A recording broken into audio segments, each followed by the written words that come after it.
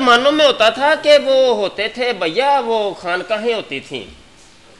خانقاہ کیا ہوتی تھی؟ خانقاہ آپ کو سمجھانا بڑا آسان ہے. اس حدود اربع سے باہر نکل کے کسی کو سمجھاؤں گا نہیں سمجھ آئے گی.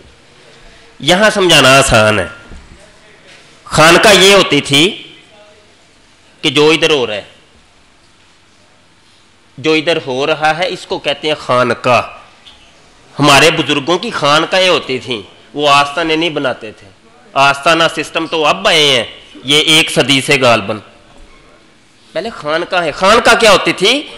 اپنے شاگردوں کو، اپنے مریدوں کو، اپنے طالبین کو اپنے پاس رکھ کے اس کو سکھایا جاتا تھا، اس کو پڑھایا جاتا تھا، اس کی تربیت کی جاتی تھی. وہ جو اللہ کے ولی ہوتے تھے، وہ چونکہ وہ بہت بڑے بڑے عالم ہوتے تھے. ولی ہوتا بھی وہی یا عالم کو ہی ولی کہتے ہیں. وہ عالم ہونا ضروری ہے. پہلی سیڑھی عالم ہونا ہے.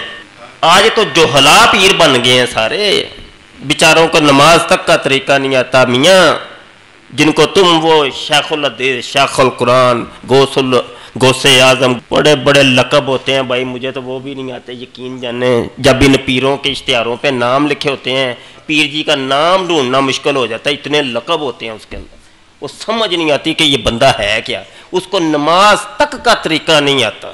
علم کی یہ کیفیت ہے میاں کی، اور لاکھوں کی تعداد میں مریدین. ہاں جی، تو وہ تربیت کی جاتی تھی، ایک ایک چیز پہ نظر رکھی جاتی تھی. اور یہ وہ صاحب کشف لوگ ہوتے تھے کہ جو وہ دلوں پہ نظر رکھتے تھے. وہ کہتے ہیں نا، جب تم کسی عالم کی بارگاہ میں آؤ تو اپنی زبان کو سنبھال کے رکھو، کہ زبان کی غلطی کرو گے وہ تمہیں ٹوک دے گا، پکڑ لے گا. اور جب کسی صاحب کشف کی بارگاہ میں آؤ اپنے دلوں کو کنٹرول میں رکھو، کوئی وساوس کا شکار نہ ہونا.